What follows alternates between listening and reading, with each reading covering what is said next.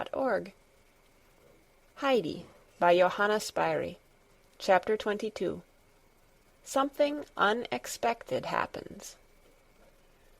Uncle went out early the next morning to see what kind of a day it was going to be. There was a reddish-gold light over the higher peaks, a light breeze springing up, and the branches of the fir-trees moved gently to and fro. The sun was on its way. The old man stood and watched the green slopes under the higher peaks gradually growing brighter with the coming day, and the dark shadows lifting from the valley, until at first a rosy light filled its hollows, and then the morning gold flooded every height and depth. The sun had risen. Uncle wheeled the chair out of the shed ready for the coming journey, and then went in to call the children and tell them what a lovely sunrise it was. Peter came up at this moment.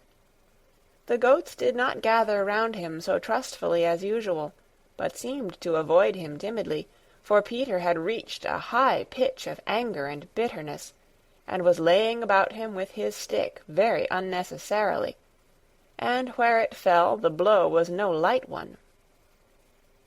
For weeks now he had not had Heidi all to himself as formerly. When he came up in the morning, the invalid child was always already in her chair, and Heidi fully occupied with her.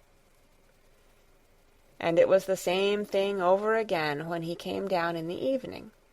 She had not come out with the goats once this summer, and now today she was only coming in company with her friend and the chair, and would stick by the latter's side the whole time.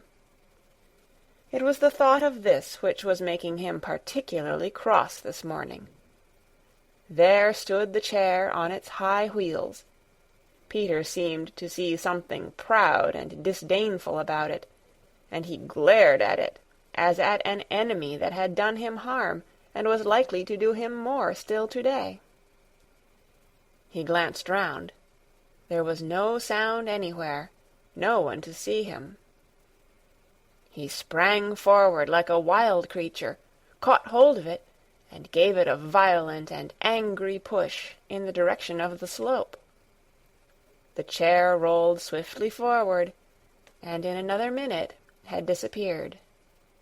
Peter now sped up the mountain as if on wings, not pausing till he was well in shelter of a large blackberry bush, for he had no wish to be seen by Uncle, but he was anxious to see what had become of the chair, and his bush was well placed for that. Himself hidden, he could watch what happened below, and see what Uncle did without being discovered himself. So he looked, and there he saw his enemy running faster and faster downhill. Then it turned head over heels several times, and finally, after one great bound, rolled over and over to its complete destruction. The pieces flew in every direction, feet, arms, and torn fragments of the padded seat and bolster. And Peter experienced a feeling of such unbounded delight at the sight that he leapt in the air, laughing aloud and stamping for joy. Then he took a run round, jumping over bushes on the way, only to return to the same spot and fall into fresh fits of laughter. He was beside himself with satisfaction, for he could see only good results for himself in this disaster to his enemy. Now Heidi's friend would be obliged to go away, for she would have no means of going about, and when Heidi was alone again she would come out with him as in the old days, and everything would go on in the proper way again. But Peter did not consider, or did not know, that when we do a wrong thing, trouble is sure to follow. Heidi now came running out of the hut and round to the shed. Grandfather was behind with Clara in his arms. The shed stood wide open, the two loose planks having been taken down, and it was quite light inside. Heidi looked into every corner, and ran from one end to the other, and then stood still, wondering what could have happened to the chair. Grandfather now came up. "How is this? Have you wheeled the chair away, Heidi?" "I have been looking everywhere for it, grandfather. You said it was standing ready outside." And she again searched each corner of the shed with her eyes. At that moment the wind, which had risen suddenly, blew open the shed door and sent it banging back against the wall. "It must have been the wind, grandfather," exclaimed Heidi, and her eyes grew anxious at this sudden discovery. "Oh, if it has blown the chair all the way down to Dorfli, we shall not get it back in time, and shall not be able to go." "If it has rolled as far as that, it will never come back, for it is in 100 pieces by now," said the grandfather, going round the corner and looking down. "But it's a curious thing to have happened," he added, as he thought over the matter, for the chair would have had to turn a corner before starting downhill. "Oh, I am sorry," lamented Clara, "for we shall not be able to go today, or perhaps any other day. I shall have to go home, I suppose, if I have no chair. Oh, I am so sorry, I am so sorry." But Heidi looked towards her grandfather with her usual expression of confidence. "Grandfather, you will be able to do something, won't you, so that it need not be as Clara says, and so that she is not obliged to go home?" "Well, for the present we will go up the mountain as we had arranged, and then later on we will see what can be done," he answered, much to the children's delight. He went indoors, fetched out a pile of shawls, and laying them on the sunniest spot he could find, set Clara down upon them. Then he fetched the children's morning milk and had out his 2 goats. "Why is Peter not here yet?" thought Uncle to himself, for Peter's whistle had not been sounded that morning. The grandfather now took Clara up on one arm and the shawls on the other. "Now then, we will start," he said. "The goats can come with us." Heidi was pleased at this, and walked on after her grandfather with an arm over either of the goats' necks, and the animals were so overjoyed to have her again that they nearly squeezed her flat between them out of sheer affection. When they reached the spot where the goats usually pastured, they were surprised to find them already feeding there, climbing about the rocks, and Peter with them, lying his full length on the ground. "I'll teach you another time to go by like that, you lazy rascal. What do you mean by it?" Uncle called to him. Peter, recognizing the voice, jumped up like a shot.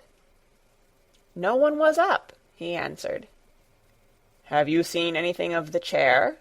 asked the grandfather. "Of what chair?" called Peter back in answer, in a morose tone of voice. Uncle said no more. He spread the shawls on the sunny slope, and setting Clara upon them, asked if she was comfortable. "As comfortable as in my chair," she said, thanking him. "And this seems the most beautiful spot. Oh, Heidi, it is lovely, it is lovely," she cried, looking round her with delight. The grandfather prepared to leave them. They would now be safe and happy together, he said, and when it was time for dinner, Heidi was to go and fetch the bag from the shady hollow where he had put it. Peter was to bring them as much milk as they wanted, but Heidi was to see that it was Schwenli's milk.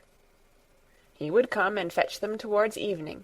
He must now be off to see after the chair, and ascertain what had become of it. The sky was dark blue, and not a single cloud was to be seen from one horizon to the other. The great snowfield overhead sparkled as if set with thousands and thousands of gold and silver stars. The 2 gray mountain peaks lifted their lofty heads against the sky, and looked solemnly down upon the valley as of old. The great bird was poised aloft in the clear blue air, and the mountain wind came over the heights and blew refreshingly around the children as they sat on the sunlit slope. It was all indescribably enjoyable to Clara and Heidi. Now and again a young goat came and lay down beside them. Schneehopli came oftenest, putting her little head down near Heidi, and only moving because another goat came and drove her away. Clara had learned to know them all so well that she never mistook one for the other now, for each had an expression and ways of its own. And the goats had also grown familiar with Clara, and would rub their heads against her shoulder, which was always a sign of acquaintanceship and good-will. Some hours went by, and Heidi began to think that she might just go over to the spot where all the flowers grew, to see if they were fully blown and looking as lovely as the year before. Clara could not go until grandfather came back that evening, when the flowers probably would be already closed. The longing to go became stronger and stronger, till she felt she could not resist it. "Would you think me unkind, Clara," she said, rather hesitatingly, "if I left you for a few minutes? I should run there and back very quickly. I want so to see how the flowers are looking. But wait," for an idea had come into Heidi's head. She ran and picked a bunch or two of green leaves, and then took hold of Schneehopli and led her up to Clara. "There, now you will not be alone," said Heidi, giving the goat a little push to show her she was to lie down near Clara, which the animal quite understood. Heidi threw the leaves into Clara's lap, and the latter told her friend to go at once to look at the flowers, as she was quite happy to be left with the goat. She liked this new experience. Heidi ran off, and Clara began to hold out the leaves one by one to Schneehopli, who snoozled up to her new friend in a confiding manner, and slowly ate the leaves from her hand. It was easy to see that Schneehopli enjoyed this peaceful and sheltered way of feeding, for when with the other goats she had much persecution to endure from the larger and stronger ones of the flock. And Clara found a strange new pleasure in sitting all alone like this on the mountainside, her only companion a little goat that looked to her for protection. She suddenly felt a great desire to be her own mistress, and to be able to help others, instead of herself being always dependent as she was now. Many thoughts, unknown to her before, came crowding into her mind, and a longing to go on living in the sunshine, and to be doing something that would bring happiness to another, as now she was helping to make the goat happy. An unaccustomed feeling of joy took possession of her, as if everything she had ever known or felt became all at once more beautiful, and she seemed to see all things in a new light, and so strong was the sense of this new beauty and happiness that she threw her arms round the little goat's neck and exclaimed, "Oh, Schneehopli, how delightful it is up here! If only I could stay on forever with you beside me!" Heidi had meanwhile reached her field of flowers, and as she caught sight of it she uttered a cry of joy. The whole ground in front of her was a mass of shimmering gold, where the cistus flowers spread their yellow blossoms. Above them waved whole bushes of the deep blue bellflowers, while the fragrance that arose from the whole sunlit expanse was as if the rarest balsam had been flung over it. The scent, however, came from the small brown flowers, the little round heads of which rose modestly here and there among the yellow blossoms. Heidi stood and gazed and drew in the delicious air. Suddenly she turned round and reached Clara's side, out of breath with running and excitement. "Oh, you must come!" she called out as soon as she came in sight. "It is more beautiful than you can imagine, and perhaps this evening it may not be so lovely. I believe I could carry you. Don't you think I could?" Clara looked at her and shook her head.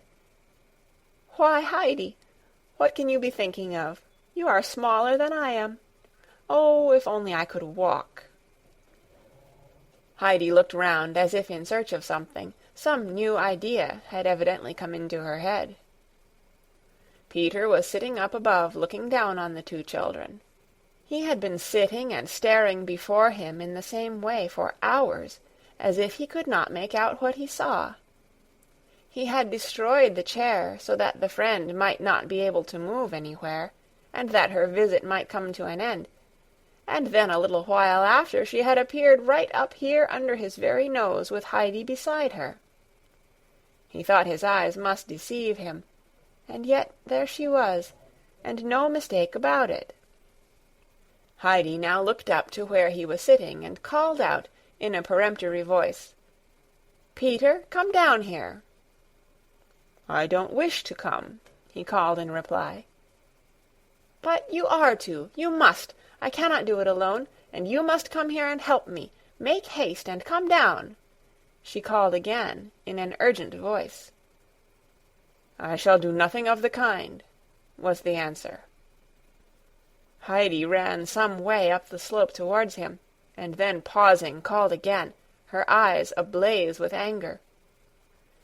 "If you don't come at once, Peter, I will do something to you that you won't like. I mean what I say." Peter felt an inward throe at these words, and a great fear seized him. He had done something wicked which he wanted no one to know about, and so far he had thought himself safe.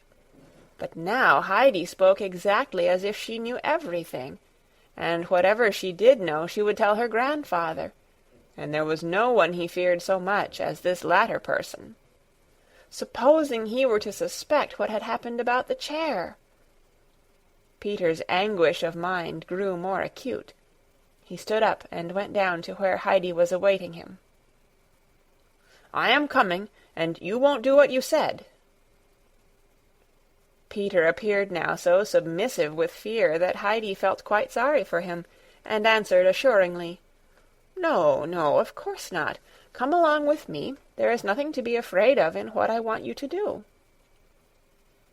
As soon as they got to Clara, Heidi gave her orders.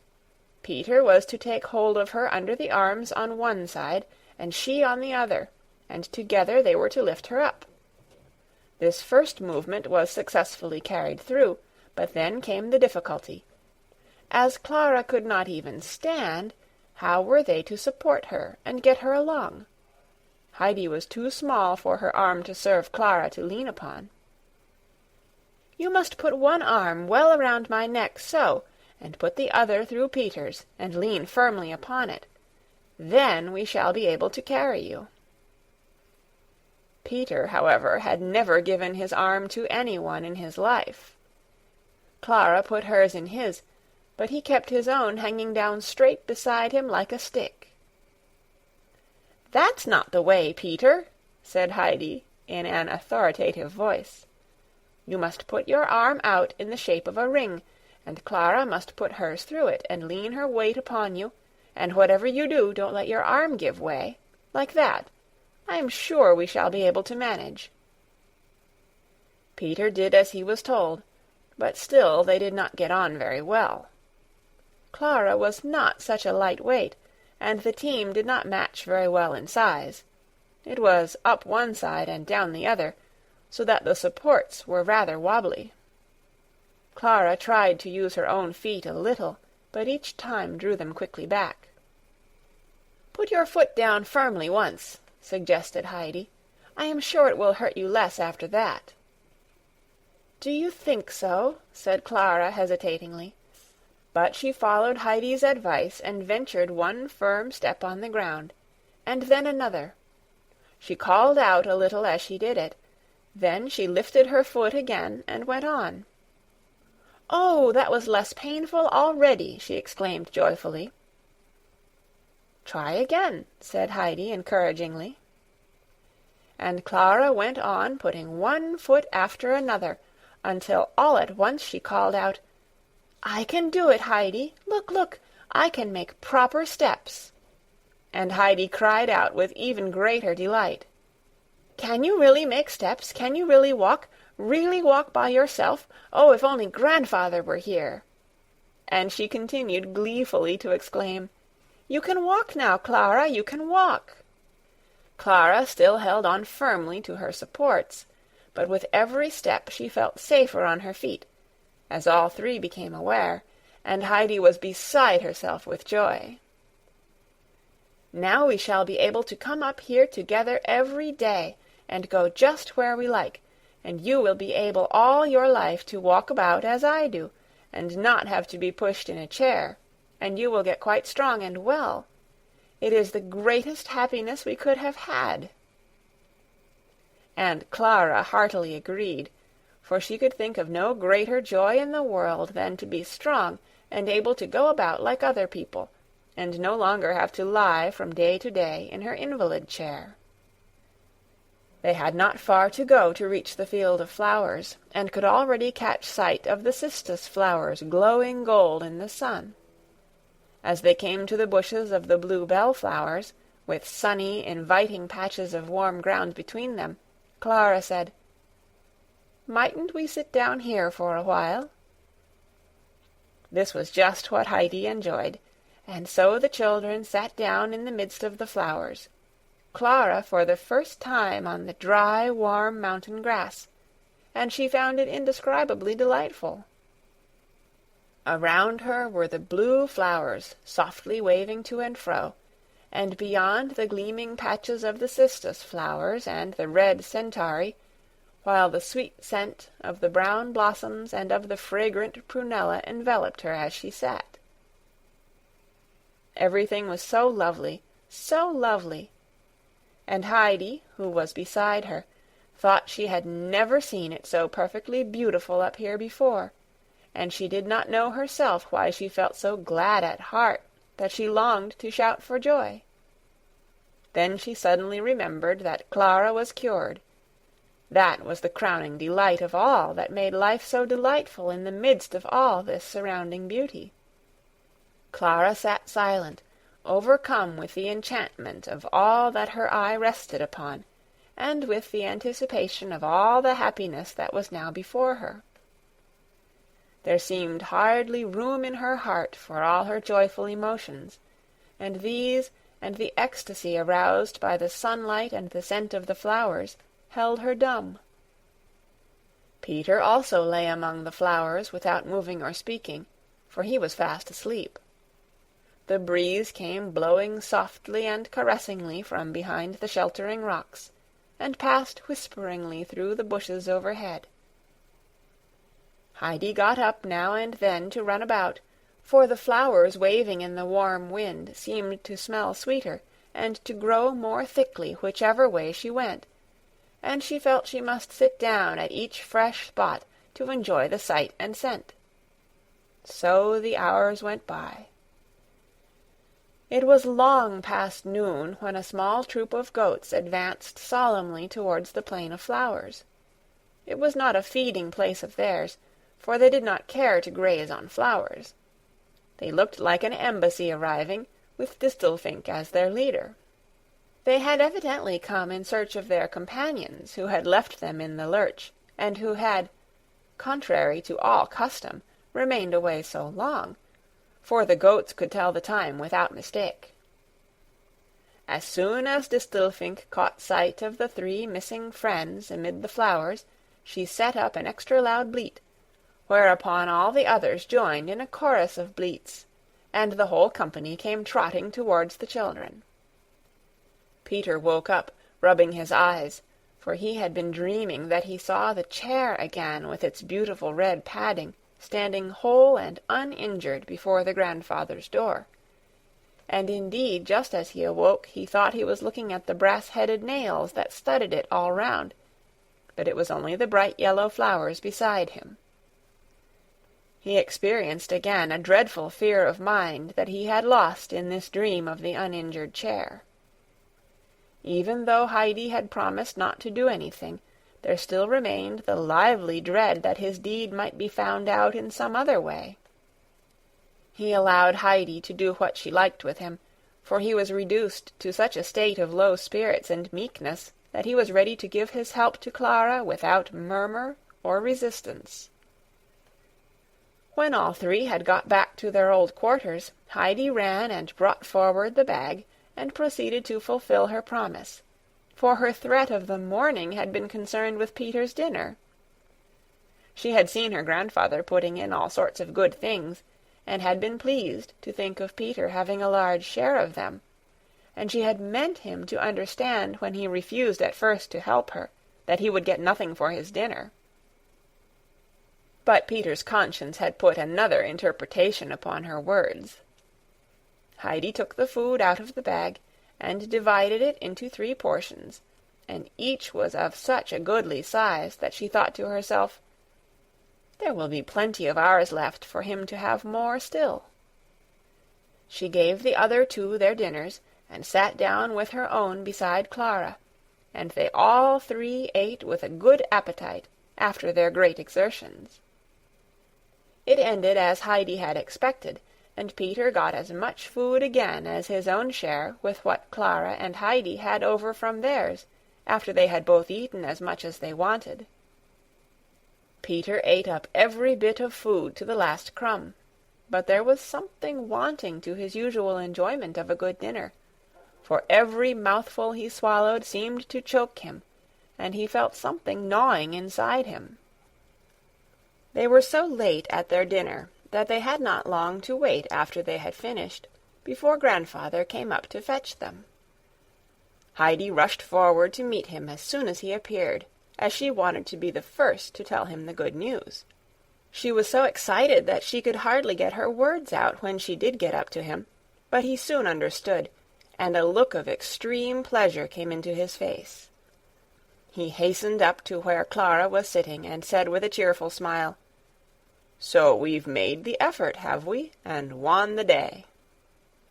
Then he lifted her up, and putting his left arm behind her, and giving her his right to lean upon, made her walk a little way, which she did with less trembling and hesitation than before, now that she had such a strong arm round her. Heidi skipped along beside her in triumphant glee, and the grandfather looked too as if some happiness had befallen him. But now he took Clara up in his arms. "We must not overdo it," he said, "and it is high time we went home."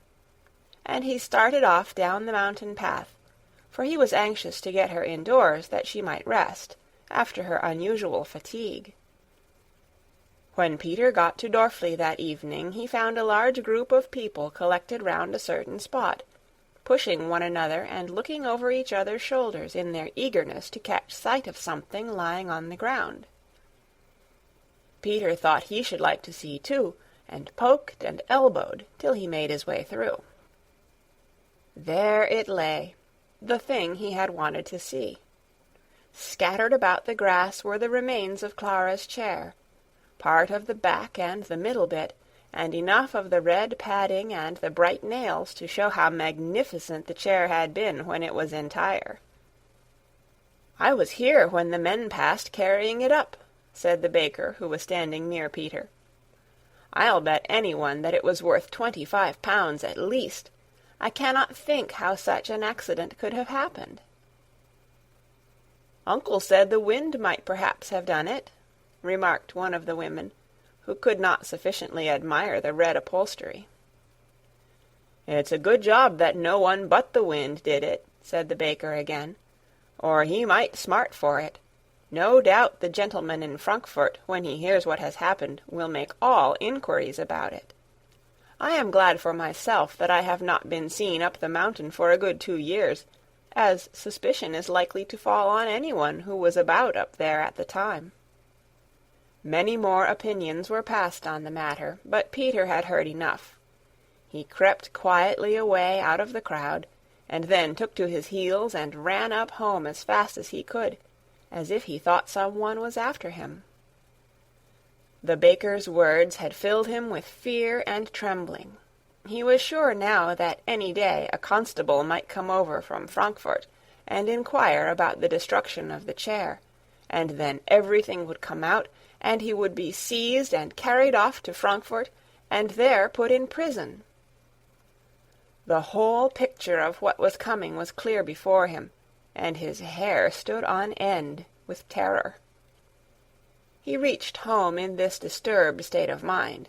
He would not open his mouth in reply to anything that was said to him. He would not eat his potatoes. All he did was to creep off to bed as quickly as possible, and hide under the bedclothes and groan.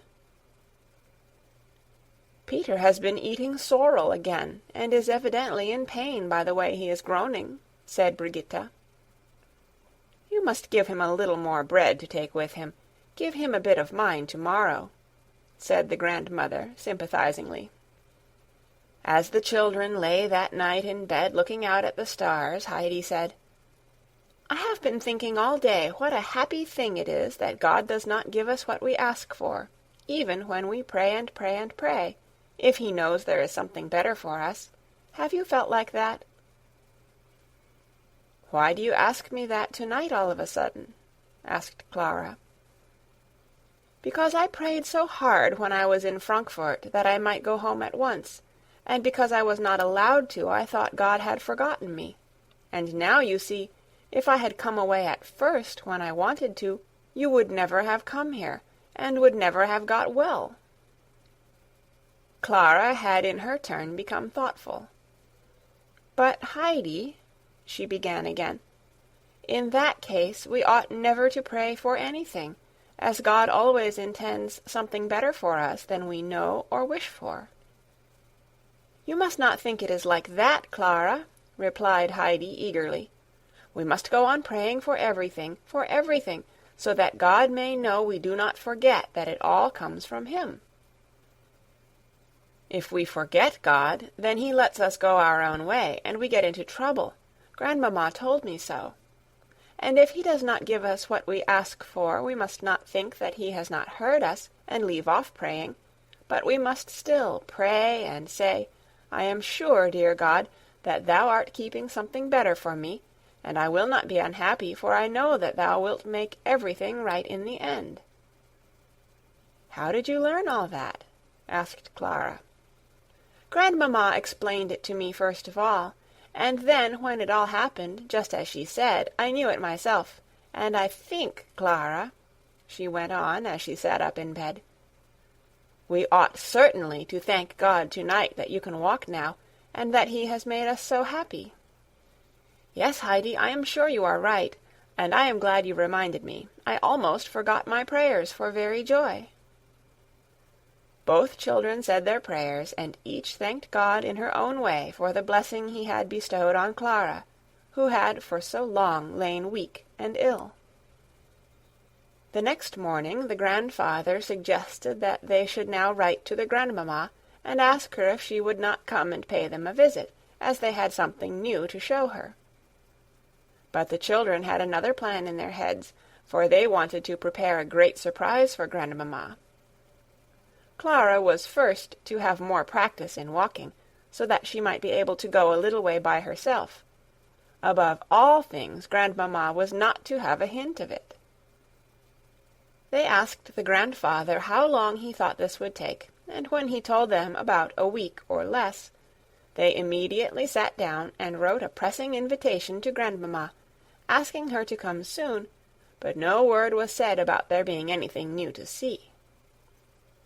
The following days were some of the most joyous that Clara had spent on the mountain. She awoke each morning with a happy voice within her, crying, "I am well now, I am well now. I shan't have to go about in a chair. I can walk by myself like other people." Then came the walking, and every day she found it easier and was able to go a longer distance. The movement gave her such an appetite that the grandfather cut his bread and butter a little thicker each day, and was well pleased to see it disappear. He now brought out with it a large jugful of the foaming milk, and filled her little bowl over and over again.